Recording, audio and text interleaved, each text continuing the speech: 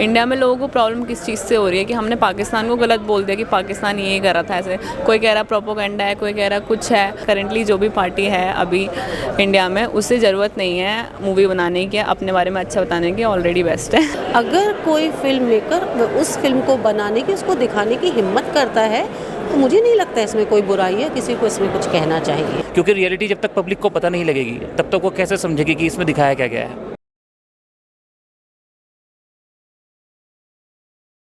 नमस्कार, ओ न्यूज़ हिंदी पे आप सभी का बहुत बहुत स्वागत है। मैं पायल हूँ आप लोगों के साथ। पिक्चर जो है वो रिलीज़ हो चुकी है। धुरंधर 2 अभी फ़िलहाल थिएटर्स में चल रही है, लेकिन ये जो फिल्म है, इस फिल्म का ड्रामा स्क्रीन से भी ज़्यादा देखने को मिल रहा है स्क्रीन के बाहर। हम मौजूद हैं इस वक्त दिल्ली के इंटरनेशनल फिल्म फेस्टिवल में, जो दिल्ली में पहली बार ऑर्गेनाइज़ हुआ है। यहाँ पे हम लोगों से इंटरेक्ट करेंगे और बात करेंगे धुरंधर 2 और इस पॉलिटिकल स्टेटमेंट पे भी। आइए, आपने धुरंधर देखी है? हाँ जी, देखिए 1 और या 2? दोनों पार्ट देखे। हाँ, आपने कौन सी देखी? 1 धुरंधर 1। हाँ, अभी 2 देखने जाऊंगी मैं। अच्छा, तो कोई कुछ ब्लूपर्स वगैरह कुछ मिला आपको इनकी तरफ से कुछ? नहीं, अभी तक इसने मुझे बोला है कि दोबारा मैं देखने चलूंगी साथ में, क्योंकि इतनी पसंद आई है उसको। अच्छा, इतनी पसंद आई है? बहुत ज़्यादा, बहुत अच्छा। धुरंधर की कौन सी बात, धुरंधर 2 की कौन सा ऐसा एंगल है जो आपको सबसे अच्छा लगा? कि ये नया भारत है, घर में घुस के मारेगा भी करके जो डायलॉग मारते हैं वो ऐसे ही मारते हैं ना। हाँ, तो वो बहुत अच्छा था। मतलब इंडिया किसी से कम नहीं है। देखिए, अभी हाल ही में एक ऐसा स्टेटमेंट आया है जो समाजवादी पार्टी के चीफ हैं, उनकी तरफ से एक ऐसा स्टेटमेंट आया है कि जो वहाँ का गैंगस्टर दिखाया गया है, उन मतलब जो अहमद है, अतीक अहमद का कैरेक्टर जो है, उनके कैरेक्टर को नहीं दिखाना चाहिए था, ऐसा एक स्टेटमेंट आया है। आपको नहीं लगता कि फिल्म्स को सच्चाई दिखानी चाहिए? ये उन्होंने बहुत गलत बोला है। जो सच्चाई है उससे उन्हें क्या प्रॉब्लम हो रही है? मतलब वो इंसान गलत था, गलत दिखाया गया उसे, तो अब इस चीज़ से तो उन्हें कोई दिक्कत नहीं होनी चाहिए वैसे। और मुझे ऐसा लगता नहीं है कुछ गलत दिखाया, जो रियल है वो है।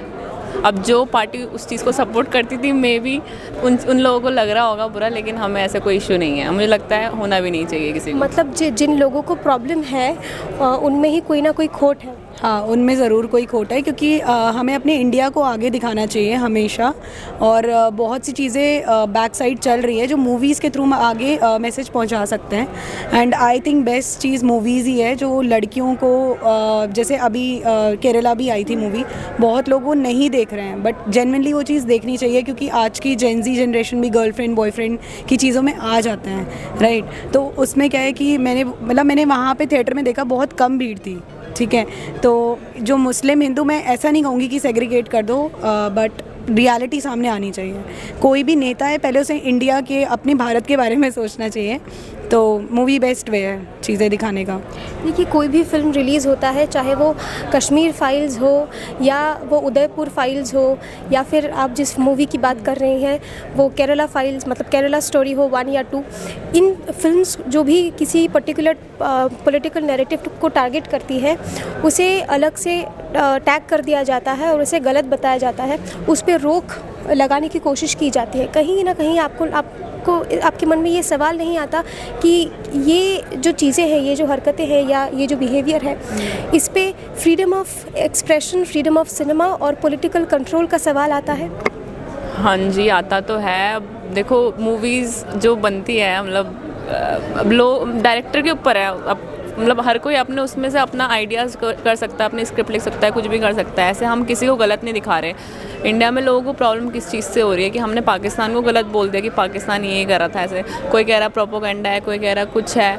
अब कोई कह रहा बीजेपी ने, मतलब जो बीजेपी पार्टी है, उन्होंने अपने ही खिलाफ अच्छाई दिखाने के लिए मूवी बना दी। तो मेरा यही मानना है, करेंटली जो भी पार्टी है अभी इंडिया में, उससे ज़रूरत नहीं है मूवी बनाने की, अपने बारे में अच्छा बताने की, ऑलरेडी बेस्ट है। एक ऐसा ज़माना था जब हम गैंगस्टर्स जो हैं या जो विलन का कैरेक्टर प्ले करते थे, उन्हें ग्लोरीफाई किया जाता था, लेकिन अब वो वक्त बदल गया है, अब ज़माना बदल गया है। अब गैंगस्टर्स का क्या हाल होगा अगर वो कोई क्राइम करते हैं, तो वो ज़माना आ गया है और वो धुरंधर 2 या धुरंधर 1 में साबित हो चुका है। क्या यही होना चाहिए फ़िल्म का असली मतलब? आई थिंक इस मूवी के हीरो बनाने चाहिए योगी जी। मैं योगी जी को बहुत सपोर्ट करती हूँ क्योंकि मैं नोएडा में ही बॉर्न एंड ब्रॉट अप हूँ। उससे पहले नोएडा में बहुत केसेस होते थे एंड उनकी वजह से बहुत चीज़ें कंट्रोल हुई हैं एंड मैंने देखा है मोदी जी हो योगी जी, मैं ये नहीं बोलूँगी पर्टिकुलरली मैं उनको ही सपोर्ट कर रही हूँ, बट वो रियलिटी सामने लाते हैं। ठीक है, तो ये चीज़ें रियल चीज़ें सामने आनी चाहिए, चाहे वो डायरेक्टर लेकर आ रहे हैं, अपने थॉट्स लेकर आ रहे हैं, वो चीज़ हमें दिखानी चाहिए। बननी चाहिए जिसमें मतलब हम जैसे यूथ को ना क्रेज़ हो कि पार्ट 1 देख लिया, पार्ट 2 भी देखना है। मतलब आज तक मैं थिएटर में कभी मूवी नहीं देखती, लेकिन ये ऐसी मूवी है कि मैं पार्ट 1 के लिए भी एक्साइटेड थी, 2 के लिए भी एक्साइटेड थी, और अब मैं एक बार देख चुकी हूँ। मैं तो चाहूँगी कि हर कोई देखो भाई, मस्ट वॉच। मैं तो आ नहीं पा रही उस मूवी से बाहर। तो क्या हम एक शब्द में या एक लाइन में ये कह सकते हैं कि ये धुरंधर 1 या धुरंधर 2 एक रियलिटी चेक है इंडिया के ऑडियंस के लिए? बिल्कुल। आप भी सहमत होंगे? या है तो सही, दोनों में ही यही दिखाया गया है और मतलब बहुत अच्छा मैसेज है और मस्ट वॉच है।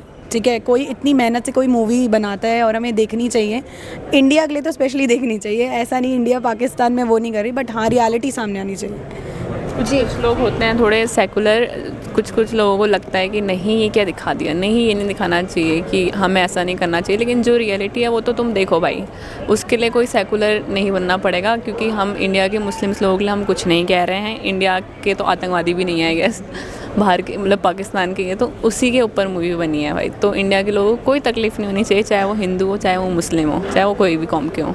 और फिल्म को लेके ये जो पॉलिटिकल नैरेटिव सेट किया जाता है या सिनेमा को लेके जो ये रोक टोक लगाया जाता है ताकि एक पॉलिटिकल नैरेटिव क्रिएट किया जाए, कहीं ना कहीं इस मुद्दे पे भी सवाल ये आता है कि क्या अब स्क्रिप्ट जो है या क्या फिल्म में दिखाया जाएगा वो नेता सेट करेंगे? क्या नेता इस बात को कंट्रोल करेंगे? बिल्कुल नहीं, बिल्कुल नहीं, ये गलत थॉट है उनका। आप भी सहमत हैं? हाँ, हमें राइट्स हैं, हर किसी को राइट है कि वो अपनी चीज़ें सामने ला सकता है, राइट टू स्पीच, सब कुछ राइट। हिस्ट्री भी सामने रख, हाँ हिस्ट्री भी सामने रखनी चाहिए, क्योंकि अभी ये नई नई चीज़ें दिखाना ठीक है, जेनजी के अकॉर्डिंग चीज़ें दिखा रहे हो, बट पुरानी चीज़ें भी दिखानी चाहिए और नहीं जो एक्चुअल हो रहा है वो भी दिखानी चाहिए। तो डायरेक्टर भाई दिखाना चाहिए। धुरंधर भी अच्छी है, केरला स्टोरी भी अच्छी है, कश्मीर फाइल्स भी अच्छी है, हम तो देखते हैं भाई। जी, पूरी भी अच्छी है, बेस्ट। ठीक है, तो आप सबको रेकमेंड करेंगे कि धुरंधर 2 देखिए? नहीं, मूवीज़ का नाम लिया वो तो देखो, धुरंधर भी देखो भाई। धुरंधर तो पहले देखो, सबसे पहले देखो।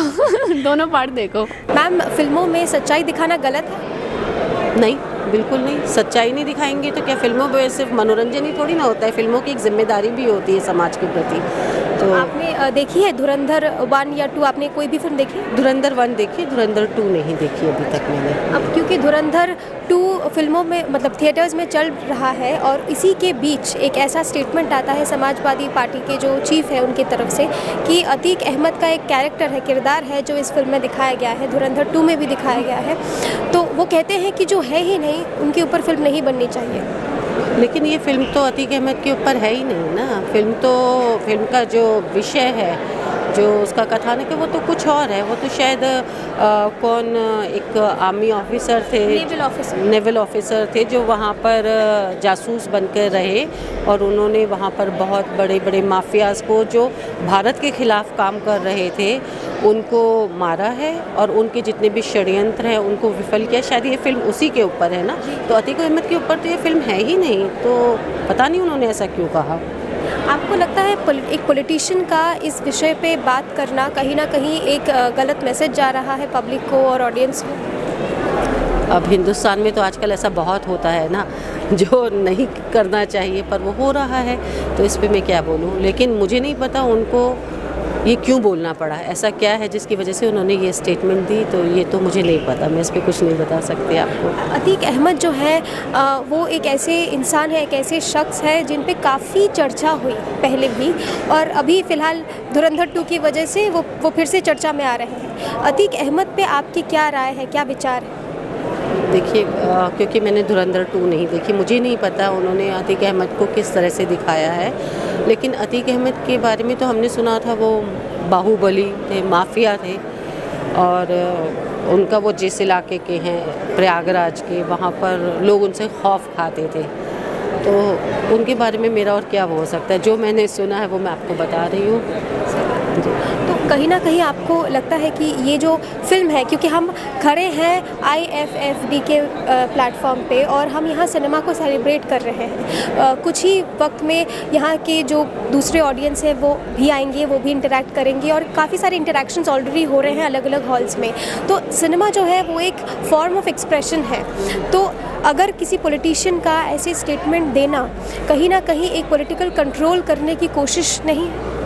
मुझे लगता है कि कला को ना आज़ाद छोड़ देना चाहिए। उसके ऊपर उसको कोई भी गवर्न नहीं कर सकता है। कला एक माध्यम है अभिव्यक्ति का, और कला समाज का आईना भी है। हमने पढ़ा है कि अगर आपको किसी सोसाइटी के बारे में जानना है तो उसका साहित्य पढ़िए या उसकी फिल्में देखिए।